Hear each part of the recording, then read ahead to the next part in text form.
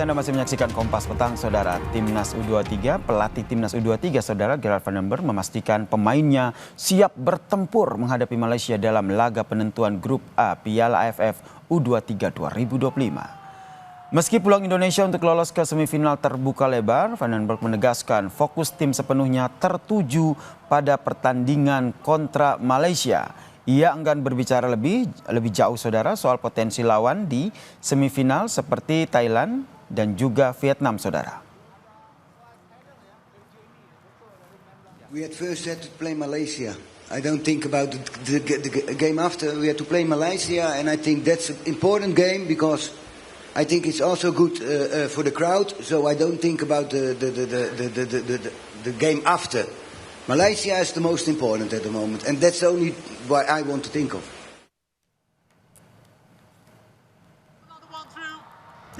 Pelatih Timnas U23 Malaysia, Nafuzi Zain, mengaku tantangan besar yang dihadapi timnya ketika bertemu dengan skuad asuhan Gerard van den Berg. Menurutnya, kekuatan Timnas U23 Indonesia jauh lebih matang karena sebagian besar pemainnya merupakan punggawa Liga 1 dengan pengalaman kompetisi yang tinggi. Meski demikian, Saudara, Malaysia akan menurunkan skuad terbaiknya untuk menang dan juga melaju ke semifinal Piala AFF U23. Malaysia adalah calon untuk menjuarai kejohanan ini, tetapi kita tahu kita tidak harus mengaku kalah kerana kita perlu mencari kemenangan untuk melayakkan kita ke peringkat separuh akhir. Dan kita kena betul-betul bersedia untuk menghadapi Indonesia yang begitu baik, kuat, bagus sekali pasukannya. Apa yang kita dapat lihat, dapat tengok, kita tidak akan mundur dan kita akan cuba sedaya upayalah untuk memenangi perlawanan dengan Indonesia. Analis sepak bola Firzi Idris menegaskan skuad Garuda harus menang atas Malaysia di laga terakhir Grup A Piala AFF U23 2025, Saudara.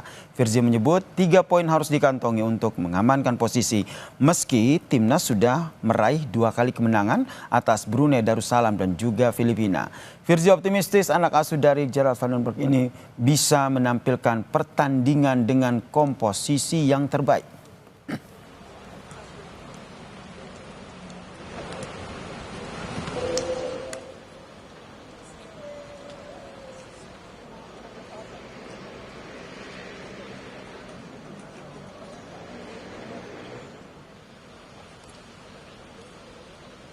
Apapun menurut saya lawan Malaysia adalah suatu pertandingan harus menang, wajib menang, tidak ada kata lain selain 3 poin. Yang menarik memang pertemuan di ASEAN U23 Championship ini kan memang menjadi kayak semacam pelipur lara kangen kita ya menghadapi Malaysia setelah beberapa lama kita nggak ketemu. Tadinya timnas senior Malaysia diundang PSSI untuk melakukan laga persahabatan, tapi beberapa kali ditolak. Dan akhirnya sekarang kita bertemu lagi di level Asia U23. Timnas U23 Indonesia kontra Malaysia akan berlangsung pada hari Senin 21 Juli 2025 di Stadion Gelora Bung Karno pukul 8 malam. Pendukung Timnas U23 pun optimistis kemenangan bisa diraih kembali di laga besok untuk mengunci posisi puncak kemenangan Indonesia. Ya, setidaknya 1 poin harus dicapai. 100% menang Indonesia. Skor 3-0. Skor 3-0 ya? Iya. Ada pemain favorit nggak? Pemain favoritnya Marcelino. Marcelino di U23 ya? U23. Oke. Kalau menurut saya sih timnas ini pasti menang ya. Karena pemainnya juga bagus-bagus semua. Oke. Prediksi skor? Prediksi skor mudah-mudahan sampai ke 4-0. 4-0. Iya. Ada pemain favorit nggak? Semuanya favorit sih. Favorit. Oke. Optimis saya mudah-mudahan menang juga lagi ya gitu lawan Malaysia. Oke. Mudah-mudahan juga skornya lebih lah itu yang diharapkan. Ada prediksi skor nggak? Bisa sih lebih dari 3 ya kalau bisa. 3-0. Oke. Ada pemain favorit di U23? Semuanya sih saya suka. Oke. Kita akan kupas dan menggali terkait dengan prediksi dan juga bagaimana persiapan serta kekuatan masing-masing dari tim jelang laga Grup A Piala AFF U23, Saudara, antara Indonesia melawan Malaysia bersama dengan Bung Anton Sanjoyo atau akrab saya panggil Bung Joy. Selamat petang Bung Joy. Selamat petang. Bung Joy, ini kita bilang ini laga adu gengsi ya, antara Indonesia dan juga Malaysia. Anda membacanya seperti apa nih, meskipun kita sudah menang atas dua pertandingan sebelumnya melawan Brunei Darussalam dan juga Filipina? Ya pasti adu gengsi ya, karena Indonesia dan Malaysia itu kan bersaing di semua lini ya, di semua lini kehidupan, bahkan di makanan pun bersaing. Jadi bagi Malaysia mereka boleh kalah dari siapapun kecuali lawan Indonesia. Indonesia pun begitu. Jadi ini adalah laga yang penuh gengsi, tapi juga krusial buat dua-duanya. Meskipun Indonesia kan sudah 2 kali menang, dan ini sebetulnya satu kaki sudah di semifinal.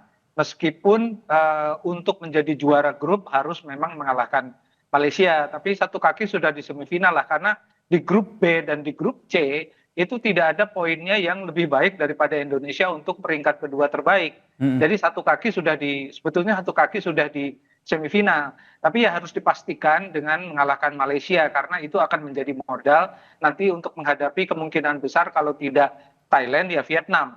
Nah ini yang menurut saya ini harus menjadi target betul ya, karena Van den Berg juga sudah bilang, kalau kita bilang lawan Malaysia ini kan sebetulnya penentuan, karena ketika melawan Filipina kan tampak sebetulnya masih begitu banyak kekurangan, dan euforia ketika menghadapi Brunei Darussalam sirna begitu saja ketika menghadapi Filipina yang menurut saya secara kualitas teknis juga sebanding dengan Indonesia, dan Malaysia ini pun sebetulnya hampir samalah dengan Filipina. Sayang mereka kalah di pertandingan pertama melawan Filipina, tapi saya lihat pertandingan mereka ketika menghadapi Brunei Darussalam mainnya juga taktis, beberapa pemain juga tampil sangat bagus ya, terutama pemain tengah dan depan mereka sangat dominan, dan ini yang akan menjadi PR, karena pada pertandingan Indonesia melawan Filipina ada beberapa rotasi yang menurut saya tidak pas di pertandingan itu, terutama yang lini tengah semuanya firm ya, lini depan kan diganti,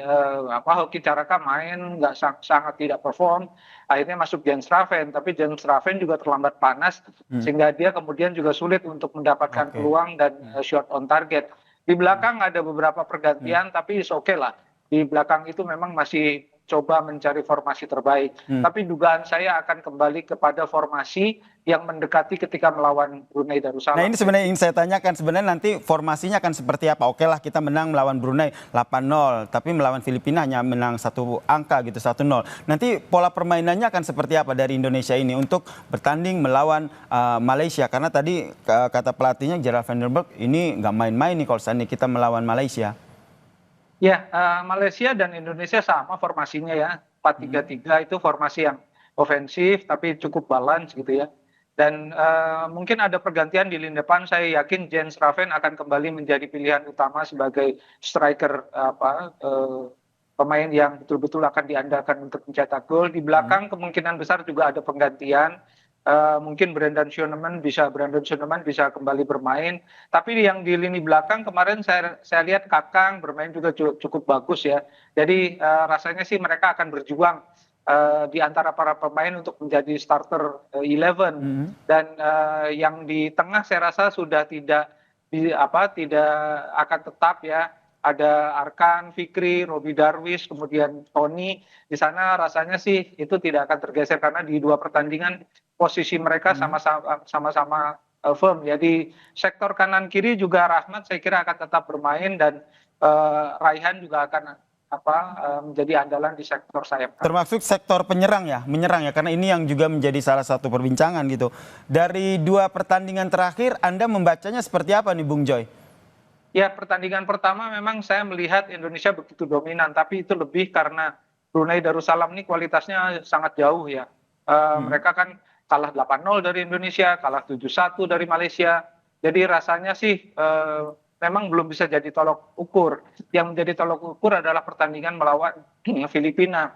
Dan kelihatan betul pressure mereka terhadap Filipina tidak sebaik ketika menghadapi Brunei Darussalam, karena pemain Filipina mereka tidak mau Indonesia mendominasi di lini belakang mereka, sehingga banyak sekali intercept di lini tengah, dan ini yang membuat kesulitan pemain-pemain tengah untuk bisa mengalirkan bola ke depan. Ditambah lagi permainan Hoki Caraka tidak terlalu firm ya, dia buka ruangnya cukup oke, tapi ketika mendapat peluang ngawur semua. Terlebih ini mainnya di GBK ya, jadi harapannya semangat psikologis dari timnas ini juga tetap terpupuk sehingga bisa mengalahkan Malaysia ya dalam laga adu gengsi pada hari Senin besok ya.